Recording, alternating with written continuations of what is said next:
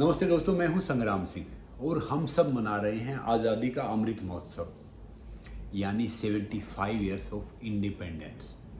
तो इस पे हम नज़र डालते कि हमने क्या पाया, कहाँ हम आगे गए और हमने क्या खोया और कैसे हमने तरक्की की या हम अब भी कहाँ हैं। सबसे पहले तो मैं उन सभी शूरवीरों को और उन वीरांगनाओं को शत शत नमन करता हूँ जिन्होंने अपने प्राणों की कुर्बानी दे दी, बलिदान दे दिया हम सबको आज़ाद कराने के लिए। हिस्टोरियन बताते, इतिहासकार बताते कि तकरीबन 10 लाख इंसानों ने अपनी जान दी हमें आज़ाद कराने के लिए, मगर आंकड़े कहीं ज़्यादा हैं। तो हमें आज़ादी मिल गई 15 अगस्त 1947 को, मगर सही हमें आज़ादी मिली 26 जनवरी 1950 को। उस दिन हमारा संविधान लागू हुआ, यानी हमें अपने अधिकारों की उस दिन आज़ादी मिली। और एक इसके बीच में हमें सेटबैक लगा कि भारत पाकिस्तान का बंटवारा। इतिहासकार बताते कि उस बंटवारे में तकरीबन 20 लाख इंसान मारे गए, मगर आंकड़े इससे ज़्यादा हैं जो फैक्ट है। इन सब के बावजूद भी हम रुके नहीं, हमने हर क्षेत्र में जाके प्रगति की है, क्योंकि चाहे वो शिक्षा का क्षेत्र हो, स्वास्थ्य का क्षेत्र हो, वो बिजली का क्षेत्र हो या खेलों का क्षेत्र हो, कोई भी क्षेत्र, आईटी क्षेत्र हो, किसी भी जगह हमने काफ़ी प्रगति की है, नो डाउट, जब से हम आज़ाद हुए हैं। क्योंकि हम जब आज़ाद हुए उस टाइम पहले प्राइम मिनिस्टर थे पंडित जवाहरलाल नेहरू, और उसके बाद 14वें यानी 14 प्राइम मिनिस्टर श्री नरेंद्र मोदी जी ने शपथ ली। हमारे जो पहले प्रेसिडेंट थे 26 जनवरी 1950 को डॉक्टर राजेंद्र प्रसाद जी ने शपथ ली। अब 15वें प्रेसिडेंट के तौर पे श्रीमती द्रौपदी मुर्मू जी ने शपथ ली। तो इससे ये साफ है कि हमने इस दौरान काफ़ी उतार चढ़ाव देखे, सब ने अपने तरीके से देश को बेहतर बनाने के लिए योगदान देने की कोशिश की है और योगदान दिया भी है। चाहे अब हम बात करें खेलों की, हमने पहले ओलंपिक खेलों की, तो हमने पहली बार ओलंपिक में ऑफिशियली रूप से 1920 में भारतीय दल भेजा, जो जिन्होंने भारत का, हिंदुस्तान का, इंडिया को रिप्रेजेंट किया। और हम अब तक ओलंपिक खेलों में 1920 से लेके अब तक हम 35 मेडल जीत चुके हैं, जिसमें से करंट टोक्यो 2020 यानी जो 2021 में हुआ उसमें ऐतिहासिक हमने 7 मेडल भी जीते हैं, जिसमें से एथलेटिक्स में हमने पहली बार गोल्ड मेडल जीता इतने साल में, और भी कई मेडल हमने जीते। जो जब से हम आज़ाद हुए हैं हमने पहला अपना इंडिविजुअल मेडल रेसलिंग में जीता था 1952 में केडी जाधव साहब ने। तो ये हुआ एक थोड़ा सा हमारे देश का कि हमें आज़ादी मिल गई और हमने कहाँ कहाँ वो किया। मगर हम गुलाम हुए थे ना, हम अपने स्वार्थ के लिए हुए थे। कुछ इंसानों ने स्वार्थ के वश होके अपना सोच के देश को गुलाम करवाया, चाहे वो हमें अंग्रेज़ों ने रूल किया उनसे पहले या और किसी ने रूल किया। कारण यही था, कहते हैं ना कि जब पेड़ को काटना होता ना, पेड़ को लोहा नहीं काट सकता, उसके पीछे लकड़ी जुड़ती है तब पेड़ काटा जाता है। तो भाई को भाई मार देता है। तो हम अपना थोड़ा सा स्वार्थ होके हमने अपने आप को गुलाम कर लिया, और ना जाने कितने इंसानों ने अपने प्राणों की आहुति दी हमें आज़ाद करवाने के लिए, एक खुली हवा में सांस लेने के लिए। अंग्रेज चले तो गए, मगर हमें बहुत कुछ डैमेज करके गए वो। और मैं कहता हूँ, आप सबको बता रहा हूँ कि आज़ादी का सही मतलब क्या है। आज़ादी डिसिप्लिन में हो तो आज़ादी है, क्योंकि अगर पतंग एक डोर से बंधा रहेगा तो पतंग है, अगर वो डोर टूट गई ना पतंग की तो पतंग नहीं है। पीस ऑफ पेपर यानी सिर्फ कागजा टुकड़ा है। तो हम ये बात कम समझते हैं। आज़ादी अगर अनुशासन में है तो आज़ादी है, मगर उसके बावजूद भी, और मैं एक बात बता रहा हूँ आपको, इतिहास में है ना, त्यागियों को जगह मिलती है, भोगियों को जगह नहीं मिलती। जिसने देश के लिए कुछ किया, आप खुद बताओ ना, आपको कितने सेठों के नाम याद हैं या कितने उन इंसानों के नाम याद हैं जिन्होंने अपने भोग विलास के लिए सब कुछ कर दिया। मुश्किल से 1-2 नाम याद मिलेंगे, मगर ऐसे इंसान मिले विरले जिनके पास कुछ नहीं था, जिन्होंने देश के लिए अपने सीने पे गोली खाई है या आज़ाद हुए हैं या देश के लिए कुछ अच्छा किया। उन सब के नाम याद हैं, चाहे वो भगत सिंह जी थे, चाहे वो सुभाष चंद्र बोस जी थे, चाहे वो चंद्रशेखर आज़ाद जी थे, चाहे वो हमारी माँ झांसी की रानी लक्ष्मीबाई जी थी, कोई जितने भी थे। तो मैं यही कह रहा हूँ कि हमें सबके उनके नाम याद है जिन्होंने कंट्रीब्यूशन किया देश के लिए, देश को आज़ाद कराने में। चाहे वो महात्मा गांधी जी थे, लाला लाजपत राय थे, कोई जिन्होंने भी जो कंट्रीब्यूशन किया, चाहे थोड़ा किया ज़्यादा किया, जिन्होंने कुछ कम किया, गलत किया, तो हम उनको बोलते भी हैं। तो मैं आप सबको यही बता रहा हूँ कि देखिए, आज़ादी तो हमें मिल गई, आज़ादी का ये सब हो गया। और मैं आप सबको एक बात बता रहा हूँ कि कभी से, जब से हमारा देश आज़ाद हुआ है, तब से मैं बता रहा हूँ, कोई किताब उठा के देख लो, कुछ भी उठा के देख लो, ताकत कभी पूजनीय नहीं रही है, प्रभाव पूजनीय होता है। यानी पावर कभी पूजनीय हो ही नहीं सकती, ना हुई है। प्रभाव अगर आप छोड़ते हैं, जैसे ज़िंदगी आप जीते हैं, आपकी ज़िंदगी को ढेर सारे फॉलो करते हैं, तो वो पूजनीय है उस चीज़ का कि भैया हमने अपने देश के लिए क्या प्रभाव छोड़ा है, क्या कुछ किया है। और मैं आप सबको बता रहा हूँ कि आज़ादी तो मिल गई, मगर हम अब भी गुलाम हैं। अब हम वाकई गुलाम हैं। किस चीज़ के गुलाम हैं, मैं आपको बता रहा हूँ।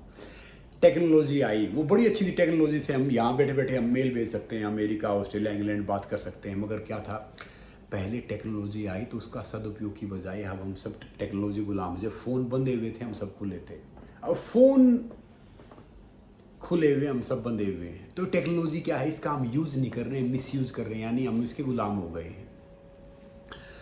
नंबर 2, हमने आधुनिक लाइफस्टाइल बना लिया है, मॉडर्न लाइफस्टाइल।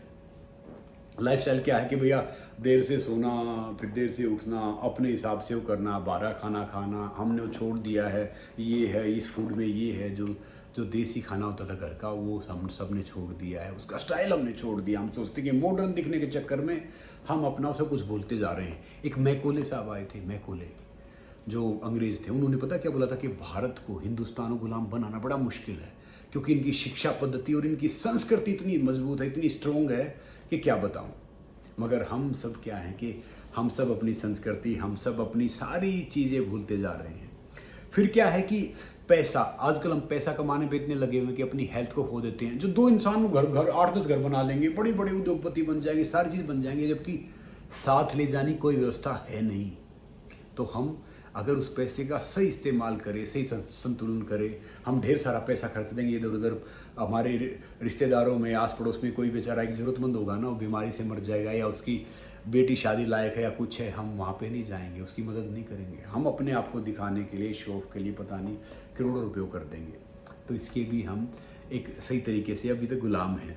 फिर क्या है कि नशा, खासकर जो यूथ है, मैं देखता हूँ कि वो तंबाकू, गुटखा तंबाकू है, या स्मोकिंग है, ड्रिंकिंग है, या और ड्रग्स है, पता नहीं कैसे कैसे नशों में वो यूथ पिसा हुआ है, फंसा हुआ है। जो काफ़ी युवा है जो सोचता है कि भैया इस करके हम ढूंढ लगेंगे, हम ये सब दिखेंगे। और मैं कह रहा हूँ कि इसके भी हम चुंगल में, इसका भी समाधान होना चाहिए कि ताकि हमारा यूथ नशे से बच जाए। तो ऐसी चीज़ों पे तो बिल्कुल रोकथाम होनी चाहिए, मैं उस पर भी आऊँगा। फिर हम फंसे हुए हैं कि भैया पहले क्या होता था कि हम वैल्यूज़ भूल गए हैं। पहले क्या होता था, पड़ोसी हमारे परिवार का हिस्सा होते थे। आज मैं कह रहा हूँ कि घर में ढेर सारे पड़ोसी रहते हैं, हम बात ही नहीं करते, हम सब आते अपने फ़ोन में लगे रहते हैं, अपने लैपटॉप पे लगे रहते हैं, अपने इन सब चीज़। अरे मैं कह रहा हूँ कि टेक्नोलॉजी है, अच्छी बात, उसका यूज़ लो, मगर उसका भी तो करके देखो ना। वो कहते हैं ना, एक बड़े शायर ने एक शेर लिखा था कि भैया कभी धूप में निकलो, कभी बारिश में नहा के देखो, ज़िंदगी क्या है, ये मोबाइल, लैपटॉप, सोशल मीडिया हटा के देखो। तो हम क्या है कि उसी के चक्करों में लगे रहते हैं भैया, उसमें हम आज़ाद हो गए हैं। अब एक्चुअली बता रहा हूँ कि अगर हमें सही आज़ाद होना है, एक्चुअली हमारे देश को आगे लेके जाना है, भारत को एक विश्व गुरु बनाना है, जो कहते हैं ना कि विश्व गुरु बनेगा हर फील्ड में, तो हमें क्या करना होगा, सबसे पहला योगदान देना होगा हमारे माता पिता को, जो पेरेंट्स हैं। उनको एक बच्चे की परवरिश ऐसे करनी होगी, ये नहीं कि भैया हम अपना बेटा को कर रहे हैं, बड़ा कर रहे हैं, या हमारे परिवार का कुल हम बड़ा कर रहे हैं, या बेटी है ये हमारे परिवार के वंशज ऐसे बड़ा कर रहे हैं। आपको उसको ऐसी परवरिश देनी है कि आप देश का भविष्य वो कर रहे हो, देश के भविष्य को आप बड़ा कर रहे हो, देश के भविष्य को आप परवरिश कर रहे हो। और हम सबको समझना होगा कि भैया सबसे पहले माँ धरती माँ है। जो ये इस माँ को जो नहीं पूजेगा तो भैया उस माँ की कहाँ इज्जत करेगा, वो कदर करेगा। उनको वैल्यूज से जोड़ना होगा। ये कहते हैं ना, एक पुरानी कहावत है कि भैया भूख के अनुसार खाना खाना वो प्रकृति है, भूख के अनुसार खाना खाना वो प्रकृति है, और खुद भूखा रह के दूसरे खिलाना वो भारतीय संस्कृति है। तो भैया हमें अपनी उस संस्कृति से जोड़ना होगा। अतिथि देवो भव, समझा ना?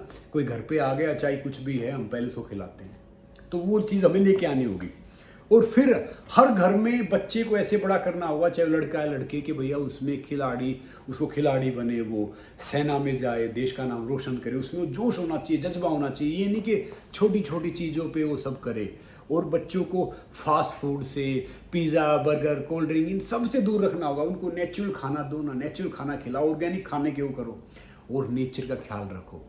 देखो, नेचर का ख्याल नहीं रखा तो फिर वो बच्चे कहाँ से बड़े होंगे, कहाँ से आगे आएंगे, कहाँ वो करेंगे, और क्या वो काम करेंगे। और उनको सिखाओ कि भैया हमारे लिए हर काम में देश सर्वप्रथम होना चाहिए, हमारा देश पहले होना चाहिए। जो भी आप काम करो, चाहे आप बिजनेस करो, चाहे आप जॉब करो, चाहे आप स्टडी करो, चाहे कुछ भी काम करो, चाहे आप कोई ऐड करो, कुछ भी करो, उसमें देश पहले होना चाहिए।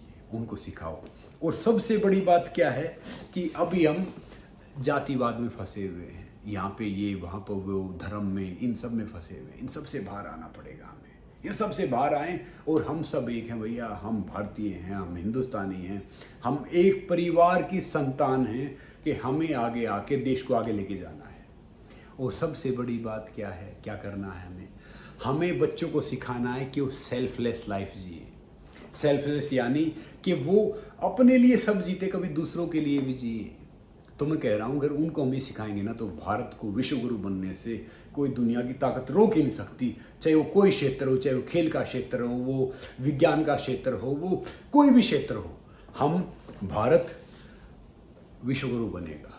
तो मैं यही कह रहा हूँ कि नो डाउट अब हम हर चीज़ में अच्छा कर रहे हैं, हर क्षेत्र में आगे कर रहे हैं। हमारे युवाओं में बहुत जोश है, बहुत वो टेक्निकल बहुत अच्छे हैं, क्रिएटिवली बहुत अच्छे हैं, बस उनको वैल्यू जोर देना है। अब वो दिन दूर है नहीं कि हम स्पोर्ट्स में भी सुपर पावर बन गए हैं।